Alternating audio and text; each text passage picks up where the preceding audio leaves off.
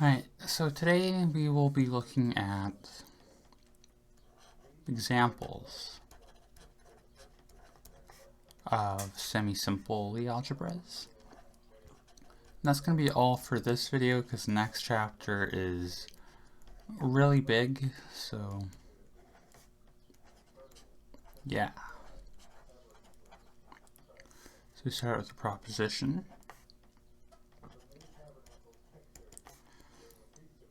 And let V be a finite dimensional vector space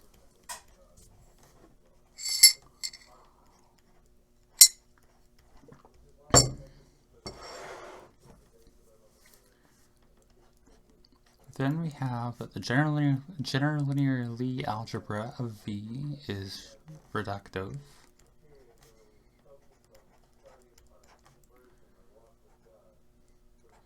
Its center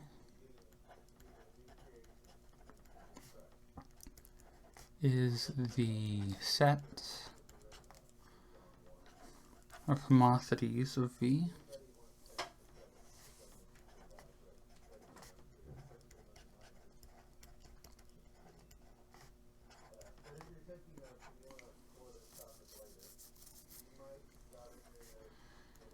Its derived algebra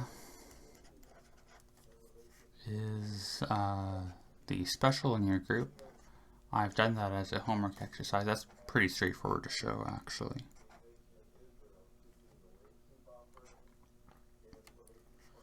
Which is itself is semi-simple.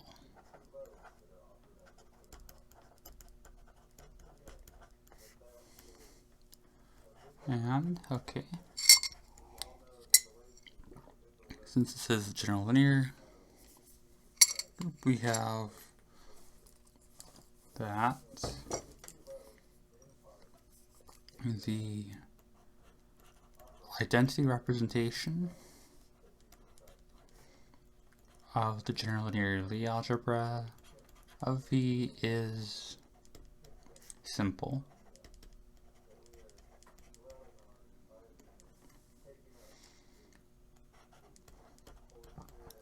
Hence, GLV is reductive,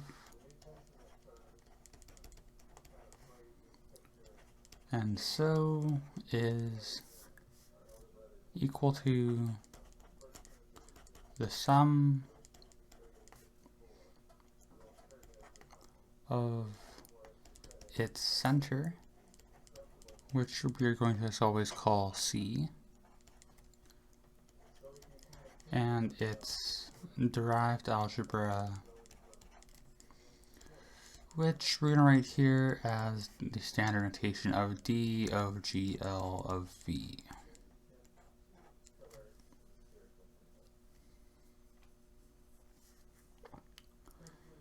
We have that its center is a set of homotheties from algebra, chapter 2, sure. And as I said, it's pretty clear that that DGL of V is inside of SL of V. And as the intersection of SLV with the center is 0, D of GL of V is equal to SL of V. Thus, SL of V is semi-simple.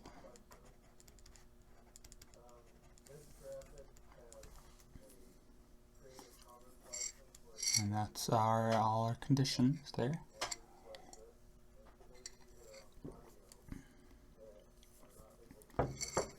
Let's do an example here.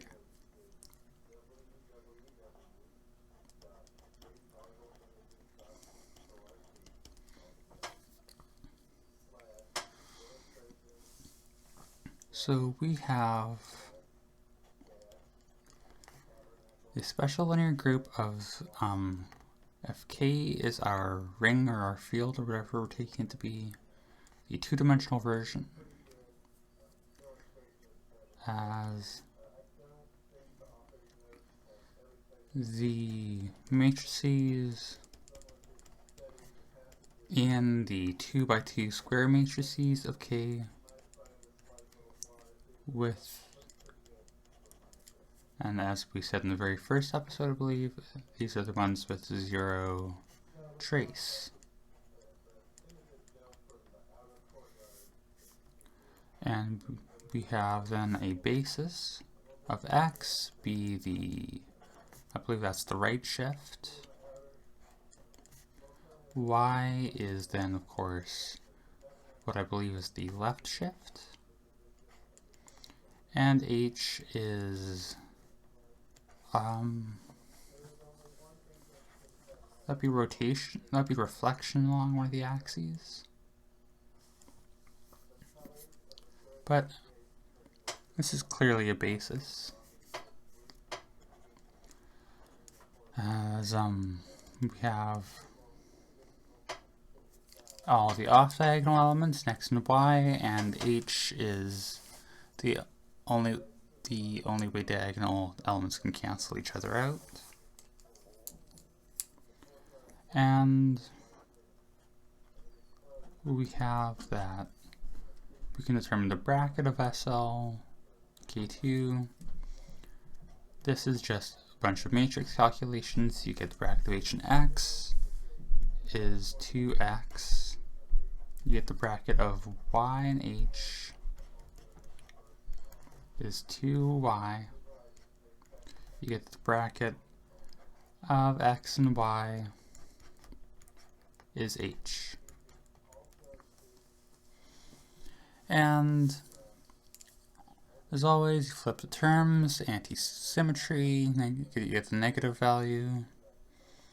And if you plug in the same on both sides, you get 0, so that gives, this determines the entire bracket.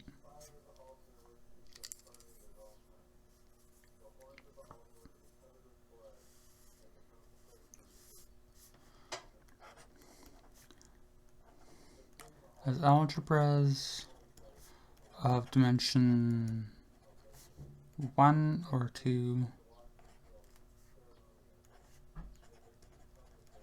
cannot be semisimple.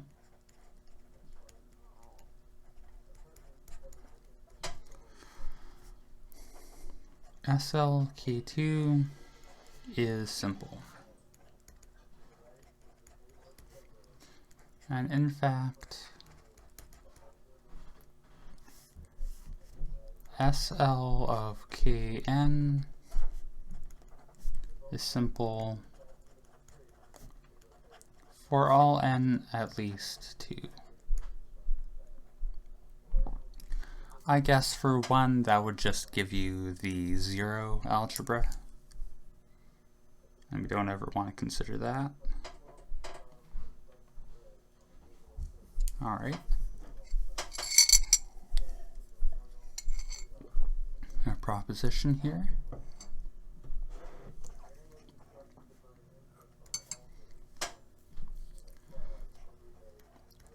We let V be a finite dimensional. It's going to be a vector space with k dimension being some finite m, n, and beta being some non-degenerate, either symmetric or alternatively, fittingly enough, alternating.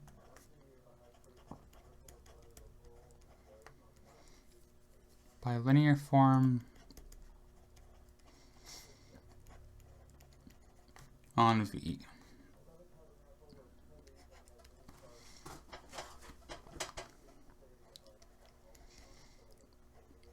Let G be the Lie algebra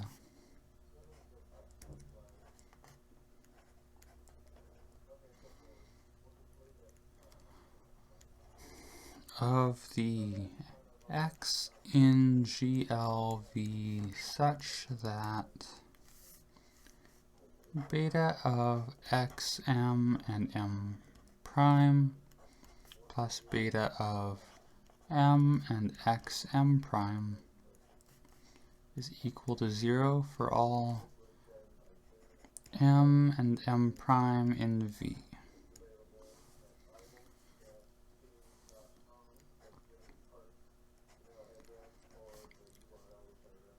Then G is reductive,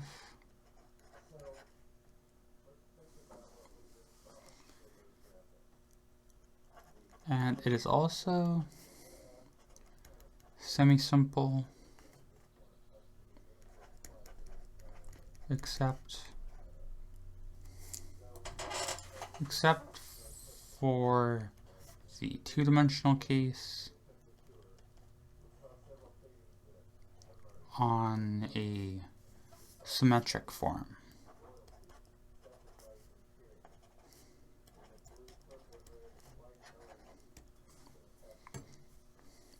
Proof.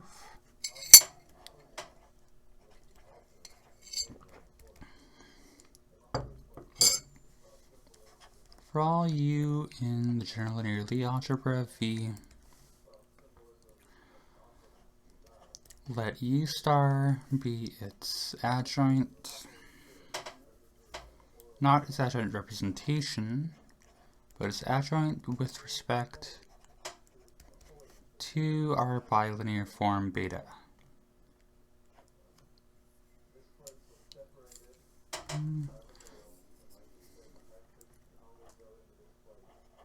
Giving us that the trace of u is equal to the trace of u star.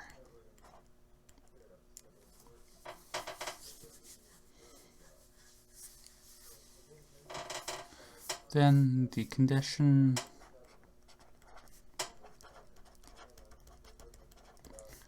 that beta of x, m, and m prime plus beta of m, x, m prime. I guess we're doing this with u, not m, not x. Condition that m, m prime plus m, u, m prime equals 0 for all m prime in V gives that u plus u star must be equal to 0. If V is in GL V, then we have V minus V star star is equal to V star minus V. Hence, V minus V star is in G.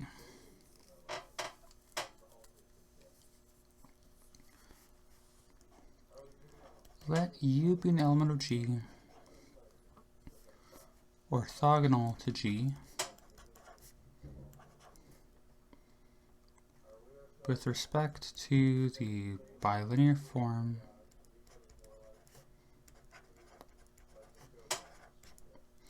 phi of the identity representation of G.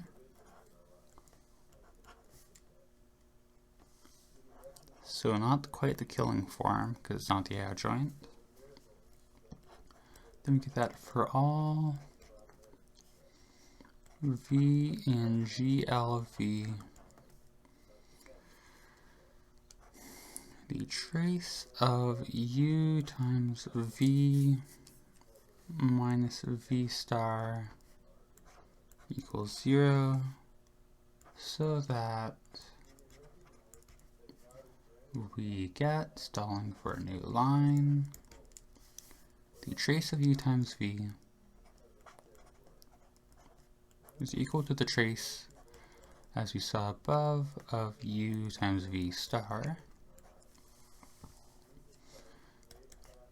which is the trace of u times v star star, which is equal to the trace of v u star, which is equal to negative times the trace of vu, which is negative times the trace of uv, so that the trace of u times v must be equal to 0. Thus we get that u equals 0, so v is non-degenerate.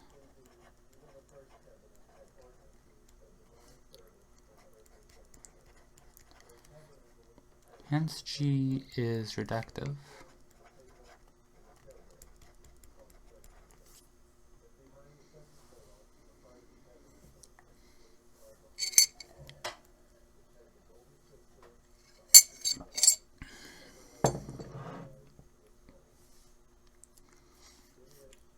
So we still need that the center of G is 0.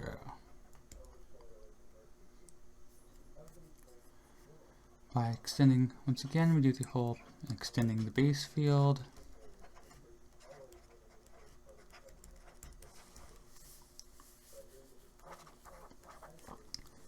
We can assume, without loss of generality,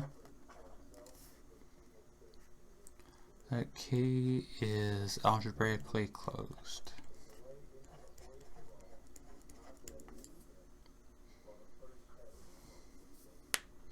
Now there's two cases, which we gave above. The first is when our beta is symmetric.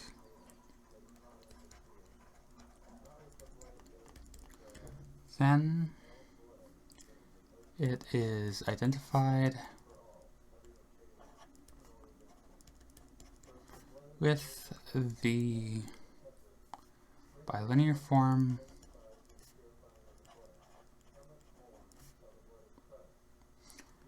on Kn with matrix In with respect to the canonical basis, so just the standard I you would expect.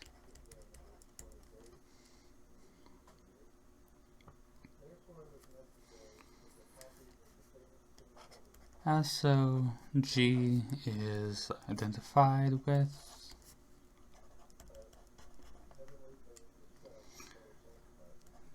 the Lie algebra of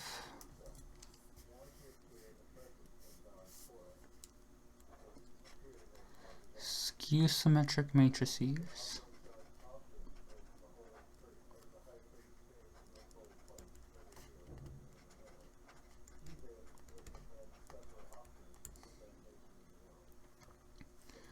we're going to let U be a matrix of elements U, I, J, and G.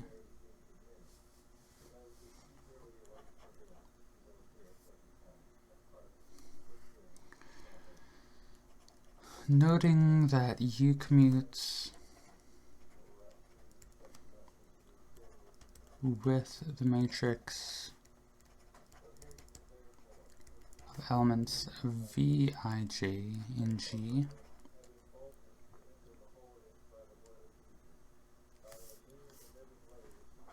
Of elements 0 except V, I0, J0 equal to 1, and the j0 I0 equal to -1 for I0 not equal to j0, obviously.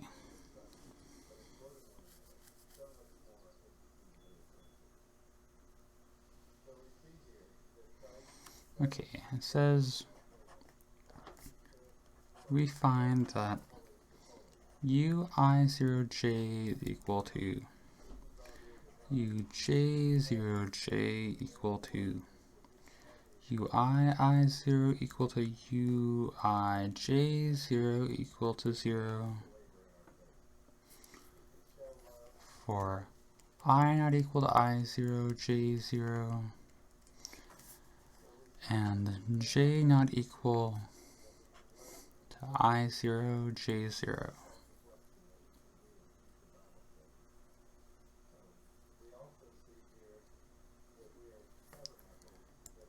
If for a dimension greater than 2 exists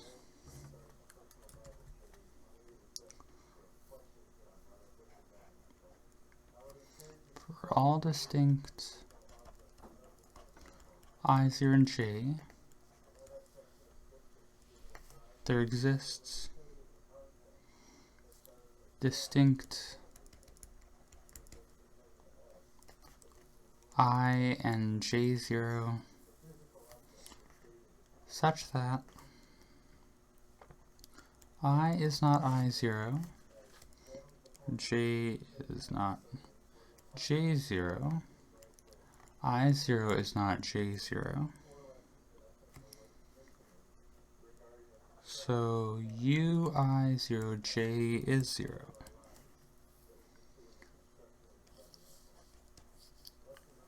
Thus, our center of G can only be the 0 element.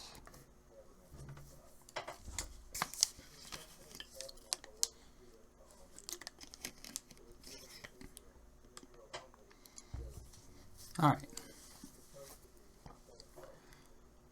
Condition B.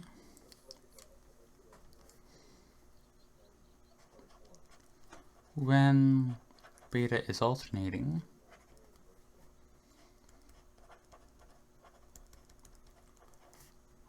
and the dimension is even,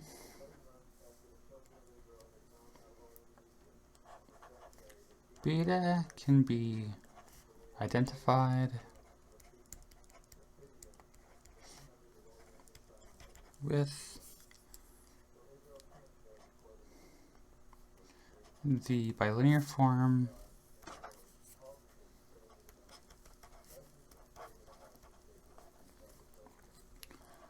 on k to the 2m of matrix 0 im negative im 0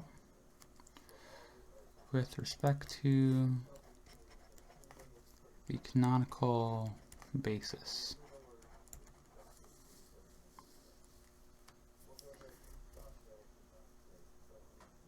So in these conditions,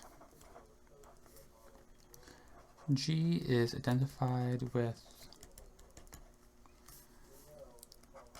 the Lie algebra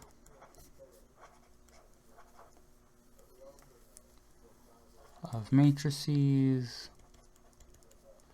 Here we have them as U. We're going to split it into 4 blocks of m by m. And you've probably seen this before, where D is equal to negative A transpose. B is symmetric and C is symmetric.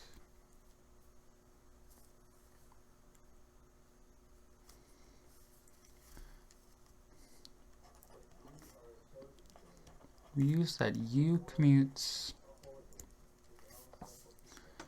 with the matrix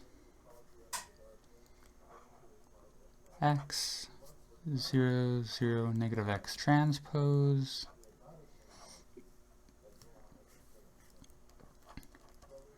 for X in being an m by m square matrix of K as our A, B, C, and D. Then we get that AX equals XA, CX equals negative X transpose C, and XB equals negative B X transpose.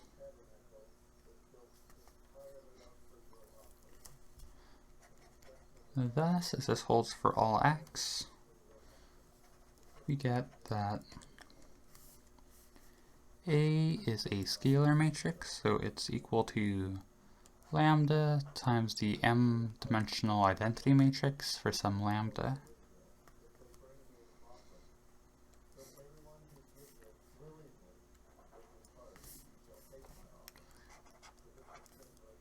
We then use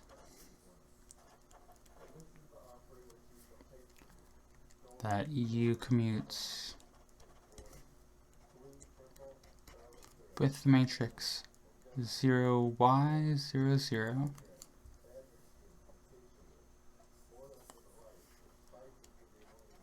for symmetric y being a square m-dimensional matrix of K. Then we get that lambda y is equal to yc equal to cy equal to 0. Thus, our lambda has to be 0. Also, for all x in the m by m matrices of K,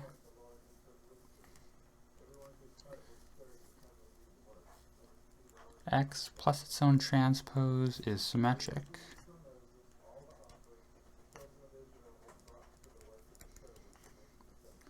So xc is equal to negative x transpose of c, which, as we see, gives... Here, I'll write this over on the next line. You get that xc is equal to negative the x transpose of x times c, which, as we see from above, gives us cx. So c commutes with x. So as with A, go through the same process, turning into a scalar matrix, showing that the scalar has to be 0, and so then we get C equals 0.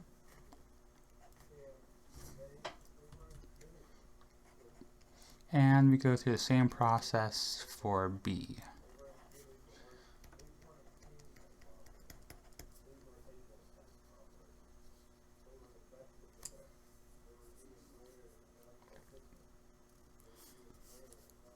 We note for n equals 2 and beta symmetric, the dimension of G is equal to 1, so it commutes.